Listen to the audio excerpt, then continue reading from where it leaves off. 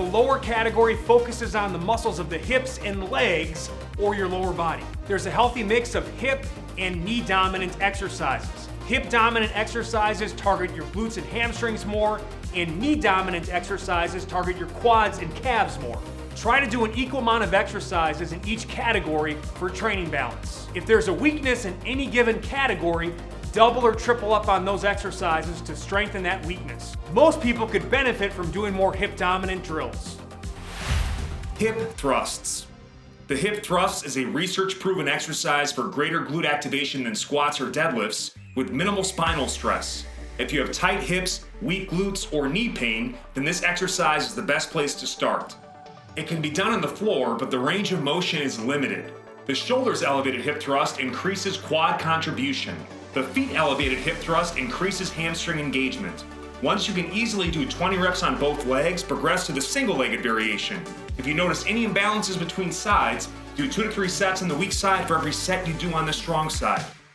I highly recommend adding a mini band above the knees to maximize hip development. You can also add band resistance around your hips or place a weight on your lap, though I prefer to keep squeezing out better form and technique with my body weight. Hip hinges.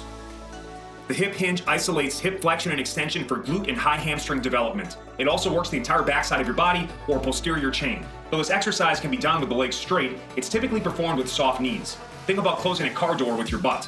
I recommend using the double leg variation to build size and strength, and the single leg variation for balance, mobility, and stability. To perform the double legged variation, hold a pair of dumbbells and slide them down your legs until they reach knee or upper shin level, or when your trunk is parallel to the floor.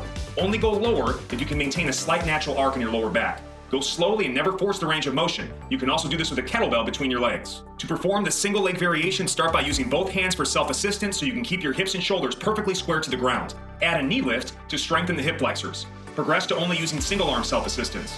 Progress further by holding a weight in the non-assisting hand.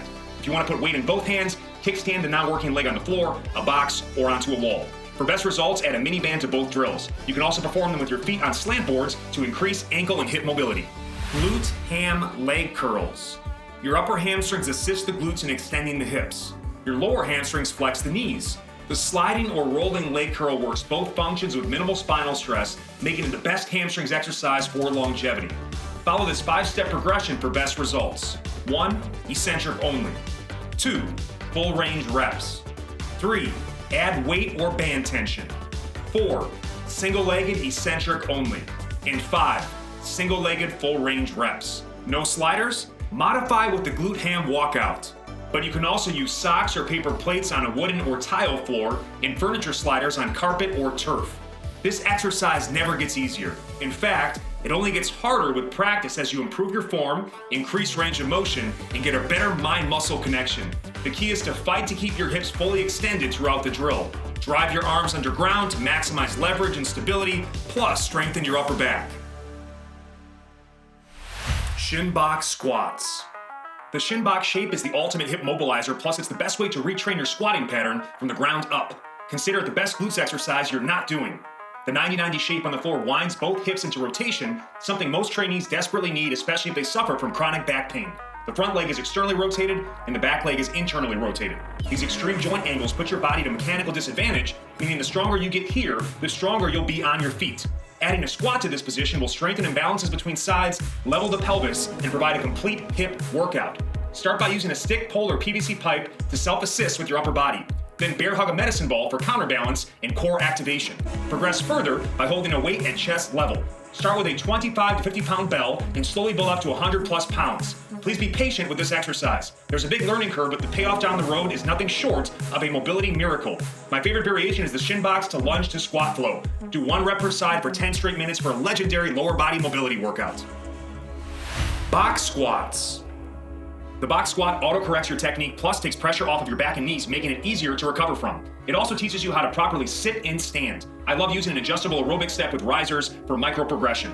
Add a mini band wrapped above the knees to increase lateral hip activation and prevent inward valgus knee collapse. The ideal squat depth depends on your individual hip anatomy, limb length, body size, injury history, and goals. Thighs parallel to the floor or slightly above or below is the perfect functional depth for most people. If your goal is to go ass to grass, gradually lower the box height over time to get there safely. If you have a history of knee pain or you want to stress your glutes and hamstrings more, keep your shins vertical to the floor. If your goal is max quads activation, use a more upright trunk and forward knee position.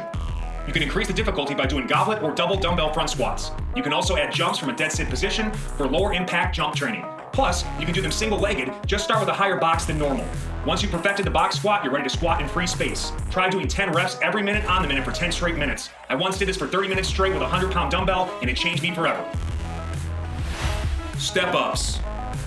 The step-up is arguably the most functional lower body exercise. Consider it the hip-dominant sibling to the lunge, and it's also easier on the knees. Unlike the lunge, it requires you to lift your leg up, recruiting the hip flexors more. The ideal starting step height is where your top thigh is approximately parallel to the floor, or your box squat height. You can gradually progress to a higher box over time, but you should always be able to keep your back foot flat on the floor at the starting position. You should be able to do 10 minutes of continuous alternating step-ups before adding weight.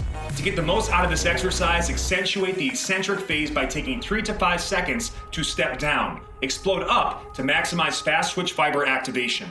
Hold a pair of dumbbells for size and strength. Hold a dumbbell in either hand to increase core and hip activation. My favorite variation is the step up to reverse lunge for the best of both worlds. 10 to 20 minutes of continuous alternating step-ups is an amazingly mindless workout on days when stress is high and focus is fading. Split squats. Split stance leg training increases inner and outer hip thigh activation and makes lighter loads go a longer way. It's also my favorite way to train the legs for longevity. Think of it as an in-place or stationary lunge, meaning it's a stronger, more stable position.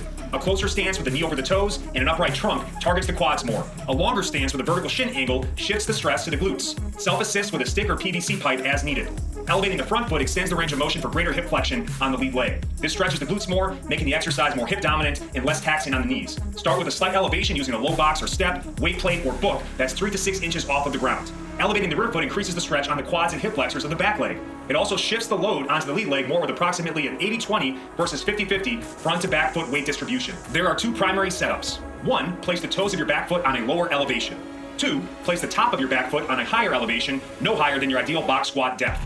I love 2-minute work periods per side with just 30 seconds rest between sides. 10 to 20 minutes of that extended time under tension will give you wheels of steel, and it's easy on the knees.